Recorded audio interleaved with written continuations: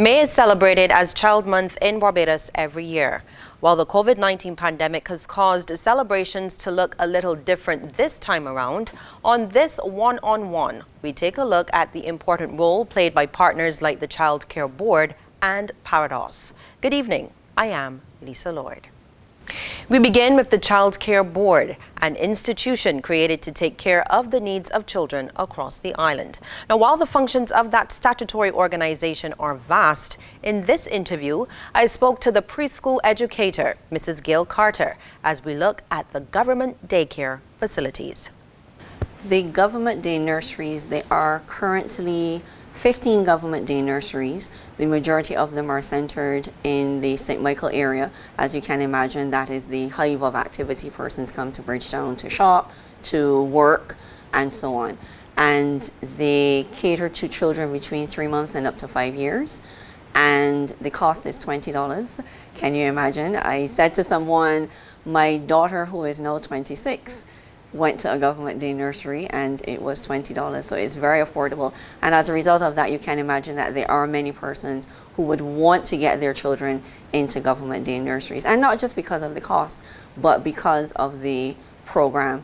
Currently, there are approximately over 900 children in the government day nurseries collectively, and that is because with COVID, there is a COVID capacity, and so the numbers would have been reduced. But on a regular basis, you would have over 1,000 children in the government day nurseries. So it does play a major role in the child care, the framework of early childhood within Barbados. What do you get as a parent for $20? Lisa, are you taking note? Because what you get is incredible. Let's start with the care. The supervisors, the nursery assistants, the general workers, the cooks, all these people are fully equipped to be able to carry out the tasks that they do on a daily basis. And they are dedicated, they are committed, they have a passion and a love for children. So you can imagine that's a great place to start because already the heart is there. And you get from a warm welcome in the morning when you bring your children. Nurseries open generally from about 7:30 in the morning and they close at around 4:35 in the evening, and the children are given breakfast. Breakfast is prepared on site. They're given breakfast, they're given lunch, very nutritious lunches and breakfast as well, because you would understand that the Child Care Board would have tapped into the nutritionists and gotten input in terms of what are the most nutritional meals that you can give children of those ages. And there's a program where children are stimulated. The babies get their stimulation. They have their mobiles. You walk into one of the government day nurseries and you will see the mobiles hanging from the roof that help those young babies with the tracking and the eye movement. The aunties, they engage in conversation when they're feeding, when they are changing. So the children are getting that social interaction as well. They listen to their music and so on. So they're getting that stimulation. Stories are read. So from the babies at 3 months, you are getting those early years, the development milestones that they have to reach. They're getting the stimulation to be able to reach those milestones positively. And then as you go up, the preschool program, the nursery assistants, they are very equipped in terms of engaging the children in activities. Like I said, storytelling, they're doing their letter recognition, they're doing their number recognition, and they are preparing these children for the next level of their educational journey. We are currently using a theme approach, and this is something that I'm very excited about, especially coming from an education background. So our theme for this year is Beyond the Beach. And we are looking at it in the concept of being able to expose the children to what else is out there. When you go to the beach, yes, we have the sand, yes, we have the water, but what else is out there? And the children have been engaging in activities where they're learning about the sea creatures, they're learning about the coral, they're learning about the underwater. And this is just the beginning, because we're looking at this theme throughout the entire year. So we're starting with looking at who's at the beach. I look at myself. I look at myself as a member of my family. I look at the different people who use the beach, the lifeguard, the vendors, you know, the people who go and enjoy the beach. And then from there, we move on to the activities that take place at the beach. So when we look at it in our thematic approach, we're not just looking at the literacy in terms of the language. We're not just looking at it in terms of the mathematics, but the children are being exposed to science. They're being exposed to social studies. You know, they're talking about their environment. We're talking about the activities that happen at the beach. And within COVID now, the reason why we can't have these activities at the beach, because sometimes we tend to underestimate the types of conversations we can have with 3 and 4 year olds. But we engage in those conversations. Well, why can't we go to the beach like we used to? Why can't we have pan on the sand like we used to? Why can't we have picnics like we used to? And they understand. So they understand the world around them. And so all of that takes place within the day nursery setting. You bring your child to the day nursery, it is not just about babysitting. It is not just about changing a few diapers. It is not just about giving a meal. The education part is grounded heavily at the day nurseries, and they engage in these activities on a daily basis. So the children are coming home and they're talking about the things that they're learning. They're being exposed to so many different things. For instance, play. We look at play. And a parent may feel like when the child comes home and they say, well, what did you do at nursery today? What did you do with auntie? Now, a child may say, I played. I played with my friends. I played with toys. But in that activity, that play activity, that particular child will be learning colors. They will be learning numbers. They are developing socially because they're interacting with their friends. So that one play activity is allowing this child to be able to develop so many other things as it pertains to their development. In addition to that, all of these are competencies that they need to be able to transition to the next level.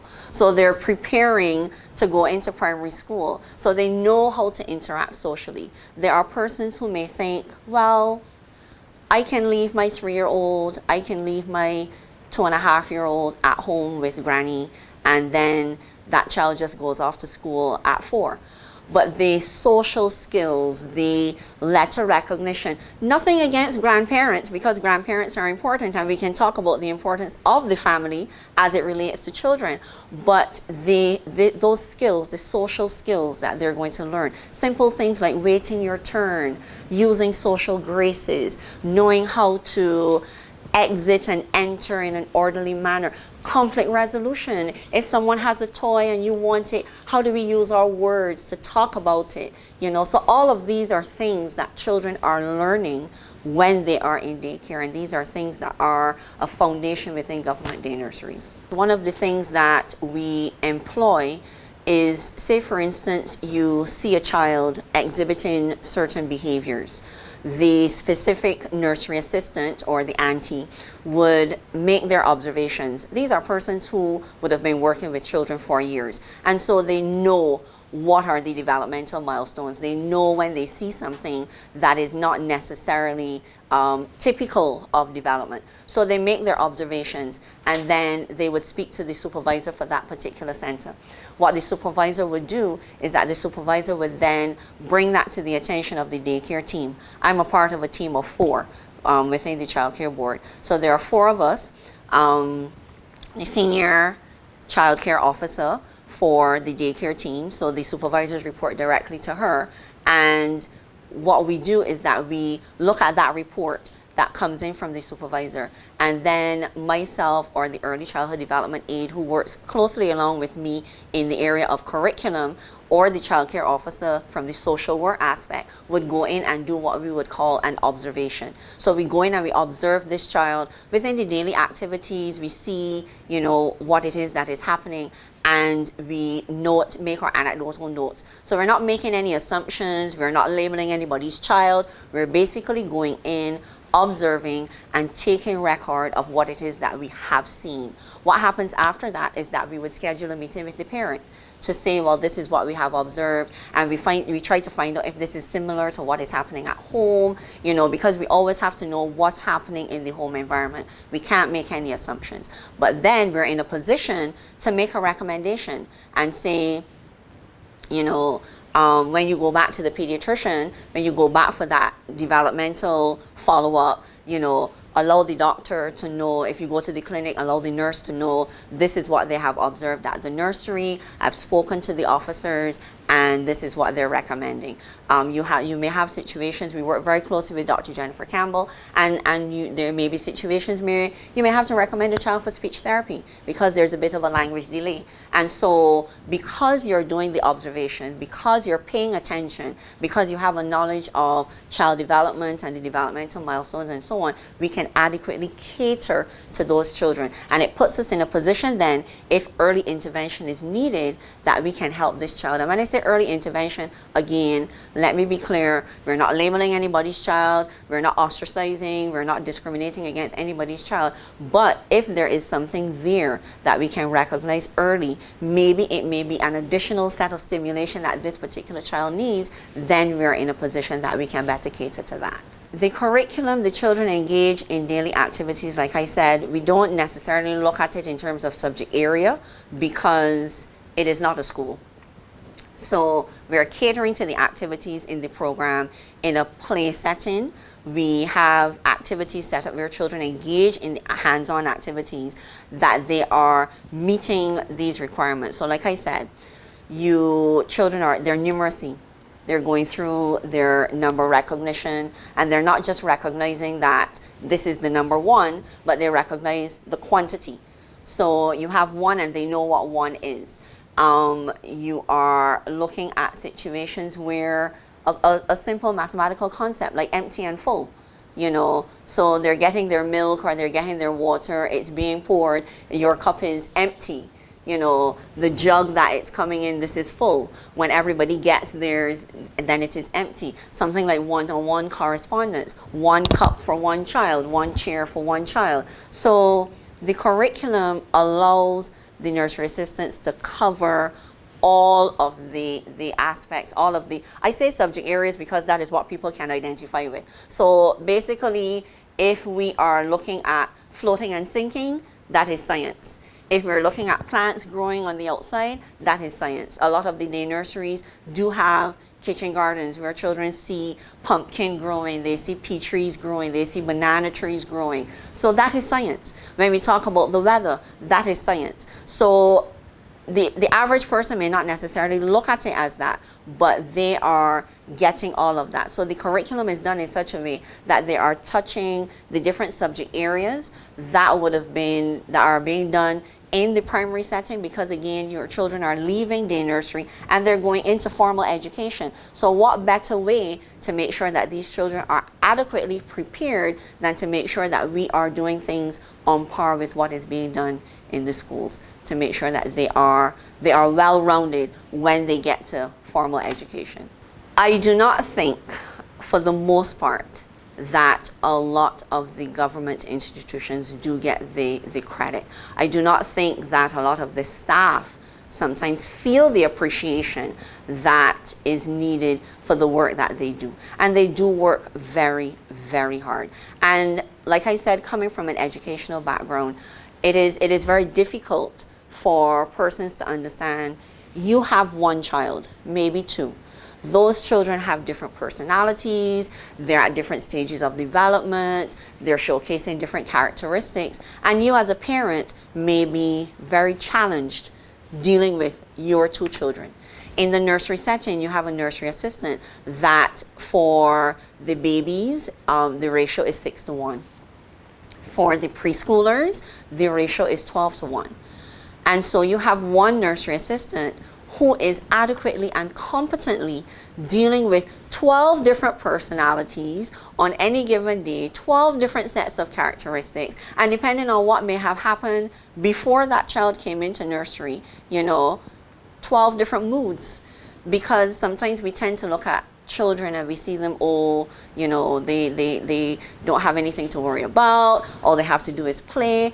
But children do experience stressors as well, and so depending on what that particular stressor may have been, then the nursery assistant now has to be able to deal with this particular child, calm them down. Children suffer from separation anxiety when they're leaving their parents, so all of that we have to take into consideration. So I really do take this opportunity to give kudos to the staff within the government day nurseries.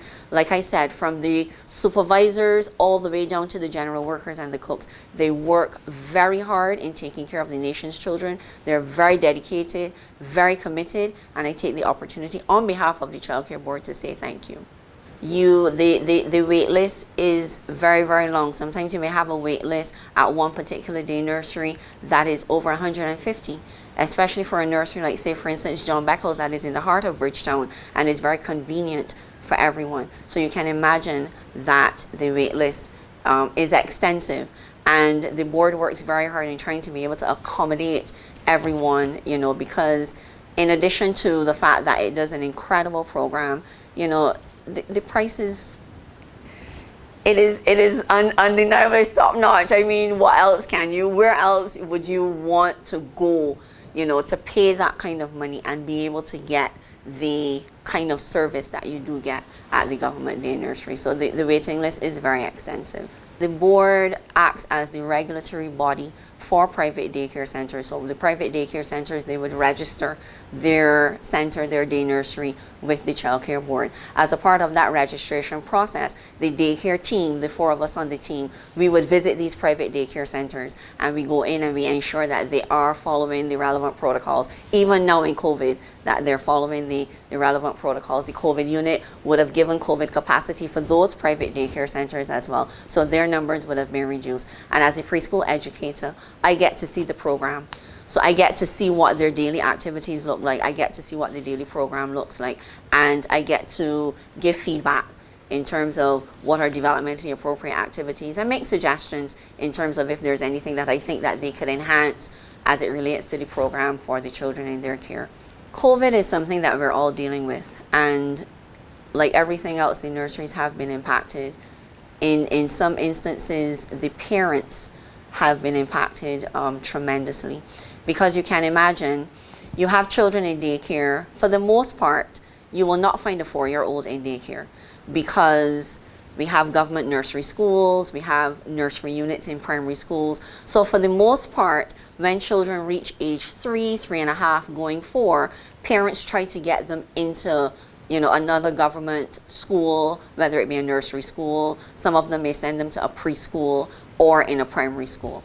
But because of COVID and because of the fluctuation that has been happening within education in terms of the online, the blending, the move away from face-to-face, a lot of parents were challenged in terms of children going into school now for the first time and having to adapt to that particular environment. And a lot of them have opted to leave their children, have their children remain at the government day nursery, you know, until they have reached that age that they do have to be in primary school. And so what we have done is that we have enhanced our program, especially the preschool program, to ensure that those children, those older children who are moving off to primary school, that they too are getting the requisite activities that are needed to be able to, so it's not as though they're at a disadvantage because they're not in school, because we're catering to that.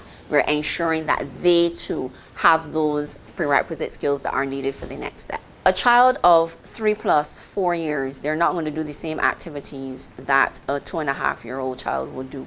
And so in terms of being able to not just recognize letters, but letter recognition in relation to their name and so on. There are lots of children who, because of COVID and because we've created bubbles and so on, names have been placed on chairs and seating spaces. So children now are recognizing their names in terms of, this is my name, this is where I sit, and so on. So different things like that, exposing them to what we would say basic sight words, things like at and the and in, those 2-letter words, and not just exposing them to these things, but in addition to that, using them. So a child may use the word my and say, this is my chair, this is, so we're engaging them in those kinds of activities. We're ensuring that all of the activities that they need, those fine motor activities that they begin with at the primary level, that they are engaging in those types of activities within the nursery, because we want to ensure that those needs are met. We do not want it to be a situation where they're going in at a disadvantage. One wish, as a preschool educator, I would like every government day nursery to be outfitted with internet access, because we're now moving to that online platform very heavily. And so we have meetings. We have meetings with our supervisors. We have meetings with our nursery assistants. These meetings are done via Zoom. And so you can be more effective in your meetings if you can have that meeting during the work day. In addition to that, being able to data collection, record keeping, all of these are things that if you have that facility within the center, that you can enhance the overall program from all aspects, the administrative aspect as well as the delivery of activities. In addition to that, you can imagine that there's so much that a nursery assistant can do as it relates to virtual tours. We can't do field trips now in the COVID environment, so we can do a virtual tour within the day nursery and take the children to Paris. We can go and see the penguins, we can go see the kangaroos, we can visit Australia. And what this does is that it opens their world. They recognize, and as I said, beyond the beach. So we can go beyond the beach in Barbados, we can go beyond the shores in Barbados and expose the children to so much more if we had that particular access to internet and being able to use that within the daily activities to be able to enhance learning. Not that anything is wrong with what we do. Children at this age, they need to play, they need to get dirty, they need to do their hands-on and so on. But in enhancing the program, there is so much more that we can do and expose these children to if we had that facility. The foundation is critical. Foundation at any level is critical. And because early childhood education is my passion, I really do want persons to understand the importance of early childhood education. We cannot underestimate what it does. It cannot be a situation where we look at this child and we say, oh, you know, they've gone to Harrison College, they've graduated from university with honors and so on. A lot of that success that we see at the top comes because the child has had a good foundation, and a good foundation in all aspects of development. And this is social, this is physical, this is intellectual, this is creative, this is emotional.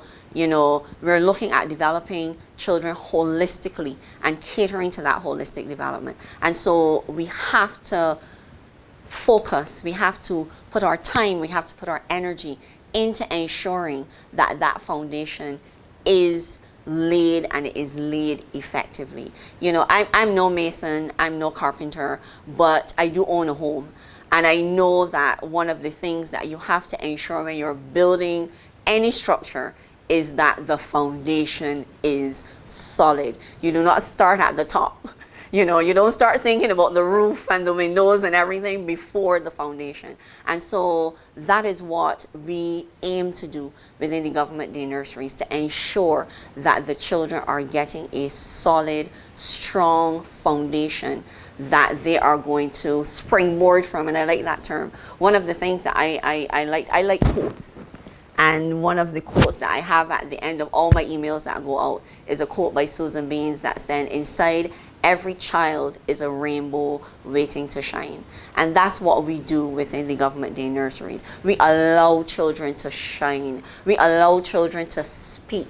You know, we have to we talk about literacy and we talk about building all of these things, but all of these things don't just come from reading books and learning letters, oral language. We have to allow children to speak, share their experiences, talk about what they like and what they don't like, because they're not just, I like to see children as little individuals. We're all individuals, we're all humans. They are little individuals, and so they have likes and dislikes. They have things that they get excited about. They have a favorite toy, they have a favorite book, they have a favorite fruit. And so we have to be able to engage children in conversation. One of the things that I like to talk about is something that for me as a child, I did not have this growing up. And when we look at child development and we look at developing the social and emotional, now the research would tell you that if children do not develop positively in the social and emotional competency, then it's very difficult for them to learn. Social and emotional, we're talking about foundation, and that lays the basis for everything. So let's say, for instance, you have a 3-year-old or 4-year-old, and we're getting ready to go out. We've grown up in a society, we may socialize that the parents say, this is what we're wearing, this is the dress we're wearing, this is what we're eating, this is, when I grew up, I didn't have a choice. My mother cooked, I had to eat. It wasn't, But one of the things that we have to recognize is that we can build autonomy and give children the ability to be able to develop in that area, but still within boundaries. So it's not that we are taking our hands off and we're allowing children to do whatever they feel like doing. So we're getting ready to go to church. I can put out 3 dresses or 3 suits, and I can say, which one would you like to wear today? Now, you're not taking away the autonomy by saying, this is because you're going to have a situation where you're getting ready for church or you're getting ready to go out, and this child then throws it, I don't want to wear that, and you are fighting this battle, trying to get this child to wear this dress or to wear this outfit or these pairs of shoes, where you put out choices. The child has a choice. So you're building that autonomy, and you eliminate the power struggle, you eliminate the argument, and this child feels empowered. This child feels confident. This child feels motivated, and you can go on about your business in a smooth transition. So a lot of these are things that we have to cater to. I am a firm believer of parent education. Children do not come to us separate and distinct from their families, and family engagement is critical. So you made a comment earlier in terms of you come, you drop off your child, and you go. Government day nurseries have PSAs, which a PSA for the government day nursery would be equivalent to the PTA at a school, because there's always that option to get parents involved. We cannot do it on our own. It's a partnership. So we have to be able to do it together. And through the PSAs, we can help parents to understand a lot more about child development, because parents do want to help. I genuinely believe that parents want to help and they want the best for their children. Sometimes it's a situation where they don't know how, they don't feel equipped. And so we have to engage families, we have to engage parents, we have to help empower and motivate them and give them the tools that are needed to be able to engage in that effective parenting. So what's happening in the government day nurseries is being reinforced at home, and we're working in a partnership. And that way, who gets the benefit? The children. So we know that May is Child Month. Personally, I think May is the best month of the year. But we're celebrating our children, and we are celebrating under the theme, Celebrating the Champion in You. And we want our children not only to feel as champions, but we want parents to feel as champions. We want our staff to feel as champions. And so we've outlined a series of activities that will cater a lot to public awareness. Again, we want the public to be able to understand clearly the role that we play in the lives of children, in child development, in child care, in child protection, and so on. So you're going to be seeing daily devotions throughout the month of May, children doing the daily devotions on radio, on television. We're going to have our Children's Sunday, the different religious organizations, the different bodies, they have that Sunday catering specifically to children. They have their own children activities. We have our Children's Sabbath as well to cater to those as well. And In addition to that, we are going to be partnering with Parados, having a series of programs, Partners in Parenting, on radio with Parados as well, because we want to be able to educate the public. One of the major things that will happen is a commission virtual concert with UNICEF, and that is going to take place on social media, and so the different platforms, many people will be able to view lots of entertainment from children, because again, we want children to feel empowered throughout the month of May.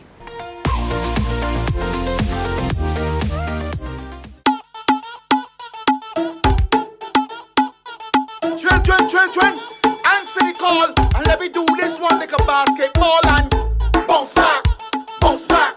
School open up and we going back. Bounce back, bounce back. Make sure your school books in the hammer sack. Bounce back, bounce back. Positive attitude must be intact. Bounce back, bounce back. Be vigilant and be on track. Yes, enjoy your learning when you go back to class. 1, 2, 3, 4, 5, do your math. Any test the teacher give ya, work hard and pass. Full marks every time, smile and laugh. Respecting your teachers, that's the right path. Make your parents proud, that's the next half. Returning to school, happiness, full blast. Protocol still on the broadcast, so make sure that you sanitize and put on your mask. And bounce back, bounce back. School open up and we going back. Bounce back, bounce back.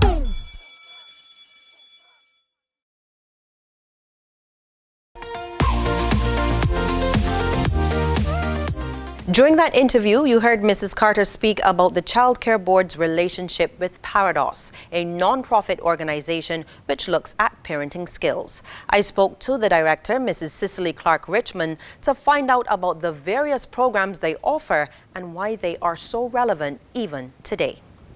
Parent Education for Development in Barbados, that is Parados. It was established in 1972, and it came out of a desire by some professionals and parents to help parents, because a lot of the young people were leaving and going to Britain, USA and Canada for obviously reasons, trying to better themselves. And they were leaving a lot of children at home with the grandparents. And grandparents, like, no, I would say back then, were having a difficult time dealing with the children. And they got together and began to think about how they can help parents. And that is where Parados was born. It has been 49, next year will be 50 years, obviously, and we're still here. We survive basically through our volunteers. We have a actual preschool and nursery that we run here that assist us in running our programs. We go out into the community. One of the main tenets of our outreach is a parenting program, which we obviously trying to help parents and help them to become better parents. We know that a lot of parents are stressed. We know a lot of parents want the best for their children. We know that there are also some that don't know, what to do.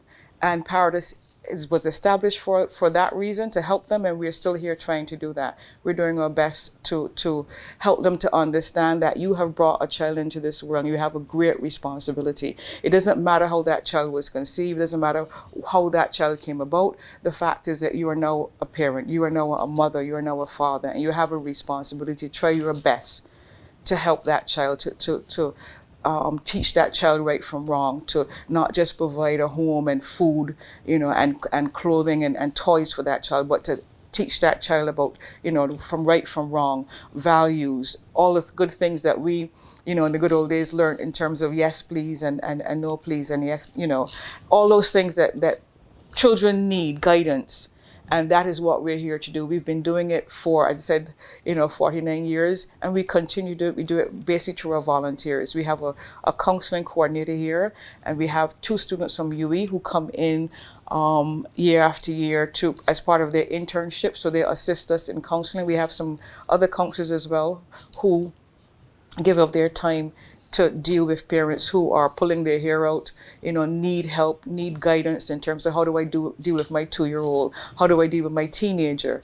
We also have the issue of co-parenting, and that to me is the number one issue we have here. We get referrals from the courts, we get referrals from other government agencies, and we have to report on that counseling that we give to those persons. We also have people just call on the phone. You don't have to be referred. If you're having an issue, just call and we will try our best to help you. The counseling is confidential. It is free.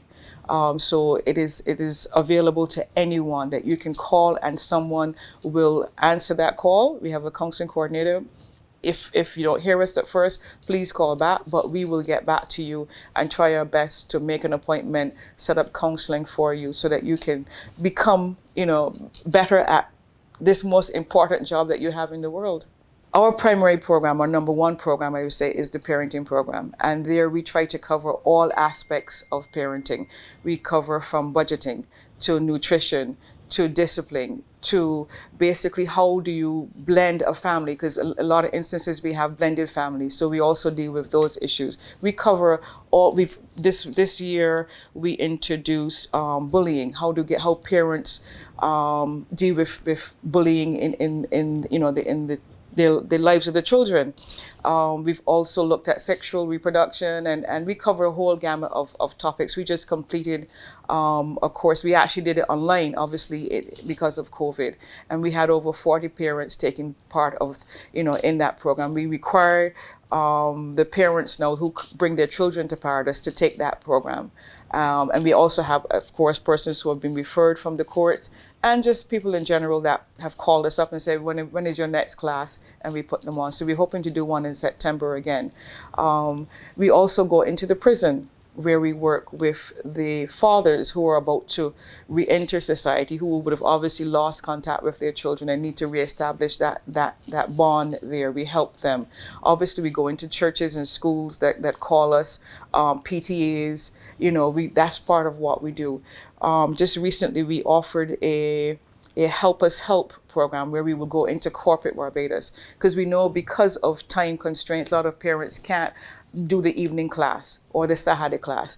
But we say if your business, we could come into your office and within the lunch hour, we can conduct a class. Obviously, it is going to be a tailored class for that time frame, but we're going to give you the basics. How to deal with your child, how to look at yourself, because a lot of the times we tend to blame children, but it starts with the parents. It starts with the mommy and daddy. If mommy and daddy don't have a good relationship, don't understand their own emotions, their own issues, and then they put them onto the children. So that is one of the programs that we are looking to strengthen. We started during COVID. We did it online and it went pretty well, and we would like to be able to do that some more, so that it hopefully brings in a little donation for us as well, because we survive on donations as well. So we have the Help Us Help program. We're also looking to start a new program because, as I said, Paradise was established to help parents, and since I came here, I thought that when you are a parent, for lack of a better term, the horse is already out the barn, But my thought was we need to look at helping young people to get them to understand what it means to have a child, what it means to bring a child into the world, especially if you're not prepared for it.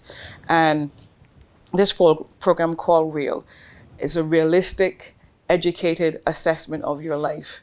Okay, and it's not just for adults, but we're focusing on the children right now, basically from 10 to 18, I would say. We want you to think. We know that, people coming and preaching at you is not going to change your behavior, but we want, and the average 10-year-old child today is very, very educated. They know a lot more than we think. And we're focusing on getting them a career and getting them this and that. And we're not looking at the situation where, what do you want? What do you want in life? Can you at 10 or 11 years old really bring a child into the world? Yes, you can physically do that, but are you mentally, socially, financially ready to take care of a child? So we want to be able to come in and do this program where we look and examine each area.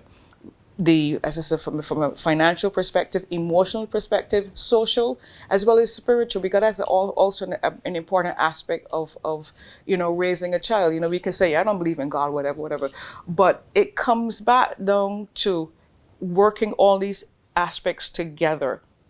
And say it's not just having a house, it's not just having, giving a child food and whatever. You want a well-rounded individual that is going to go into this world and be productive and do something and make a contribution. So Real is a program where we want to take into the schools, into the communities, where we're going to bring young people and help them to think realistically. I'm living in a house with my mother and 6 other siblings. What happens if I get pregnant? You know what I mean? Can I really take care of a child at 13, 14? We know obviously things will happen, but we want for you to just think. You know what I mean? I want to become a lawyer. If I have a child now, how would that affect my life? You know what I mean? I'm not working. This boy that said he likes me, what is he really bringing to my life? This is the time when you are in a teenage years to be concentrating on school, concentrating on achieving your goals, concentrating on dreaming in a sense, but not dreaming in the sense that it's going to take you down the wrong road. So we want you to start to think about your life and where it is going. Yes, there will come a time when you can have a child. We're not telling you that you can't have a child. We're just telling you that realize that right now, this is not the time that you want to be spending your time taking care of a child at 14, 16, where everybody's out to work and you have to take care of this child, where you want to go to party or whatever, and you have to take care of a child. That time will come. So we want you to be able to think now, question, you know what I mean? Do I really want this? Can I really afford this? Can I really take care? I can't even take care of me. And some children, think they want to have a child because they want somebody to love. All different reasons and wrong reasons for having a child. So this is something we want to do. We're still obviously, helping parents, but we also need to look now, how can we better educate our young people to not just have a child because you can, but have a child when you are realistically ready to deal with that child and all the aspects of rearing a child, from from finance to emotional support, because children are very needy. They're not going to give you the love that you're looking for. You have to give the love to that child. And if you're worried about the man that tell you that he's going to be with you and all of a sudden you disappear, or your mother going to put you out, all these things you need to look at realistically. Are you really ready? So those are some of the programs that we do here. As I said before, we offer the counseling, which is free. Just call and we will assist you wherever we can. A lot of the counseling that we do here comes from the courts. They refer, parents or to people who've had a child, and they're experiencing difficulty in co-parenting. That is the number one issue we have. We have other issues, obviously, but co-parenting is the number one. You've been in a relationship with this person, all of a sudden it is broken down, the person has moved on, but you have a child. How do you come back realistically and say, look, this child did not ask to be here, but we need to come together, find some medium ground to be able to co-parent this child, because otherwise we're tearing each other apart and the child is being a victim in that situation. We have to report once we have gone through our counseling with you. We send a report back to the court, and the court will make a determination in terms of what they will do depending on what the situation is. The other agencies that we do referrals from the Child Care Board, Juvenile Liaison Scheme. We have a whole gamut of agencies that we do counseling. We do get referrals from, that we do counseling for. So it is confidential. As I said, when you come here, we keep your situation confidential. It stays here. We deal with it. We try to help you as best as we possibly can. I would say my biggest concern comes back down to the whole co-parenting situation, because obviously you're a man, you're a woman. You think you're in love and everything is going fine and great. And a child comes about. And the child didn't ask to be here. Okay? But you now have a responsibility to that child. And you have to find some way of putting your differences aside. And I find that a lot of young people come and, he cheated on me, he did this and he did that, and all you can see is what he did. All you can see is what she did. But nobody is seeing that this child came into the world, didn't ask to be here, but is now here and needs care, needs attention, needs love, needs guidance, all these things that this child needs. And all you can think about is what he did to you. And the fact is that we're creating a cycle, because when you don't do what you're supposed to do as a parent, you create a child that is always looking for love in the wrong place. And we know what that ends up, the cycle continues. You know what I mean? So I think we have to find a way to put our differences aside and say, look, this is not working between you and me. I don't hate you because I once loved you or whatever I thought I did anyway. But we have to come together. And when it comes to this child, let us put our differences aside and do what is best for that child. And the fact is that a child needs a mother and a father. That is very, very critical. That's very, very important.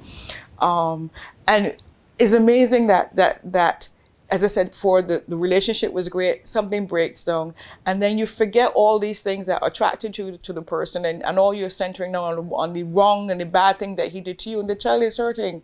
The child is hurting. The child is feeling neglected. The child can't see daddy, can't see mommy, and the child needs to have a mother and a father. You don't have to live in the same house. You don't gotta love each other anymore, but you have to come together, put aside your differences, and do what is best for that child, which means that you come and you sit down and you're civil and you talk to each other. You don't bad talk each other, you know what I mean, in front of the child, or when you're on the phone and the child is hearing all these things. All these things we have to be aware of because children are hearing.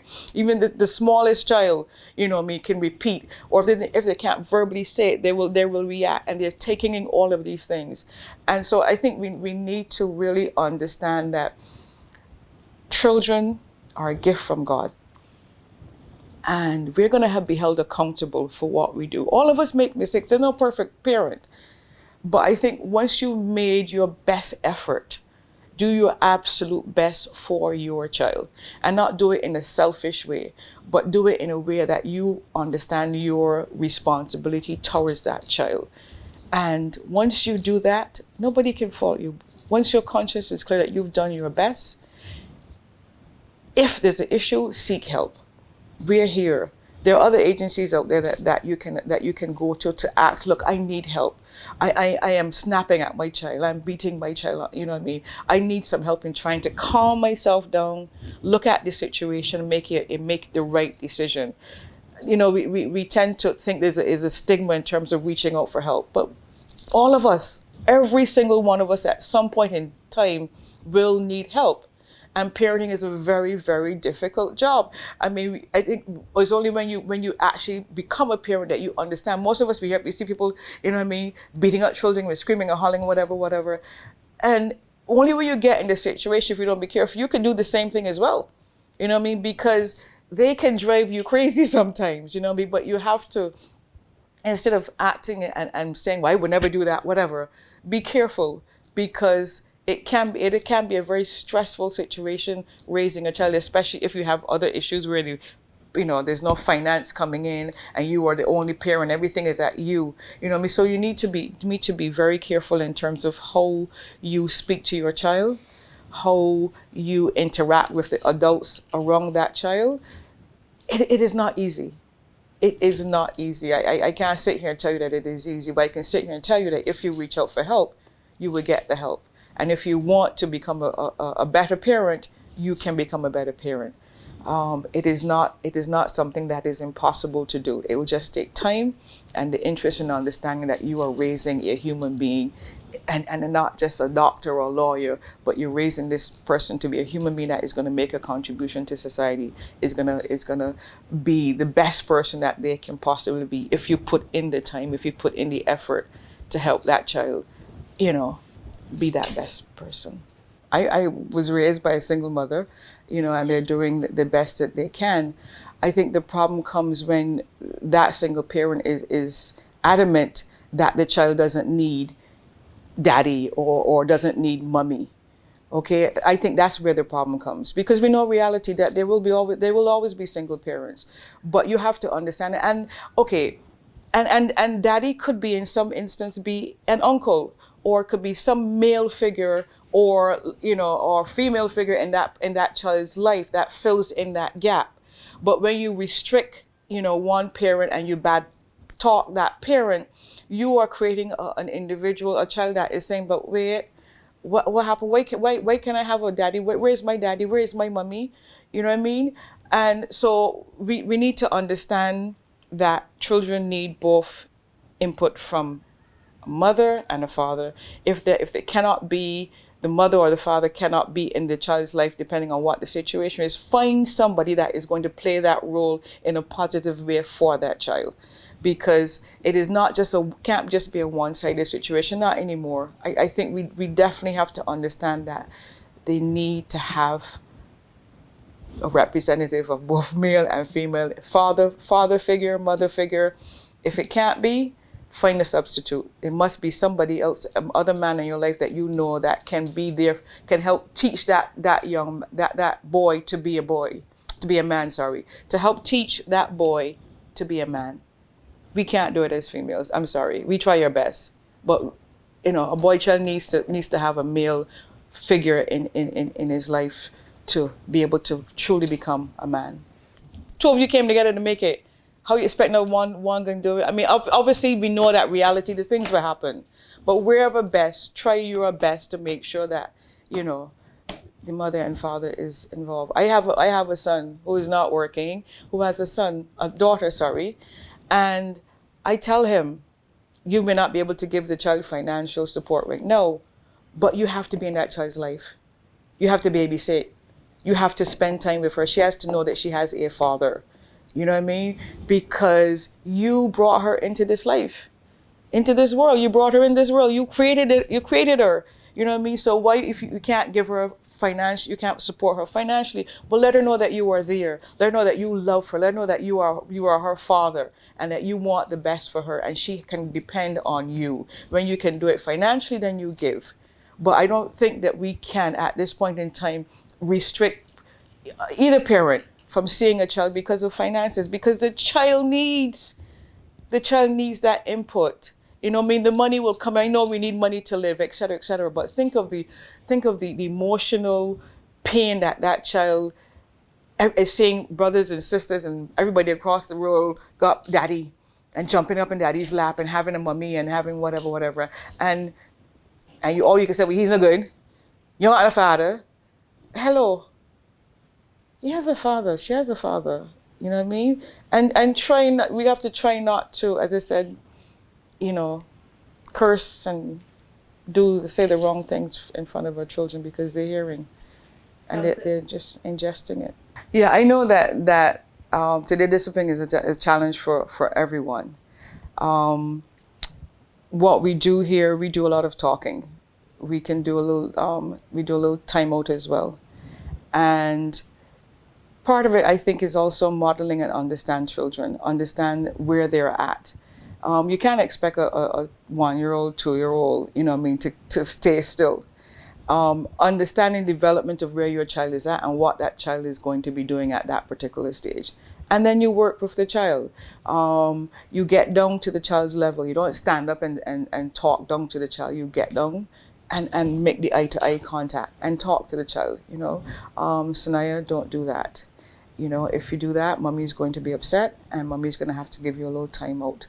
You try to communicate on a one-to-one basis with that child. You may need to have a little tap sometimes in depending on what it is, but that is not what we believe. That talk to the child, understand, and don't have your high expectations of a 2-year-old to sit down, from 3 o'clock to 4 o'clock without moving. That is not realistic. Understand where your child is at the particular time and try to put yourself in the position, why is she crying? Why is she getting on like this? And try to talk to, they understand. They will understand. And if you know your child, then you will be able to hopefully come up with some good ideas in terms of how you can discipline the child, how you can, do the timeout,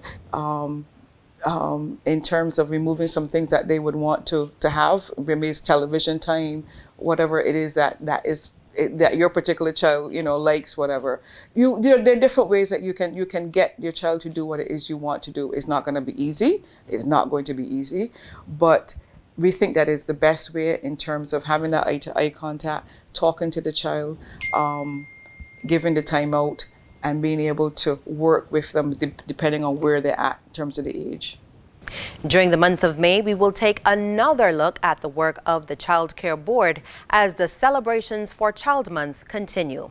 Thank you for joining us for One on One. I'm Lisa Lord. Good evening.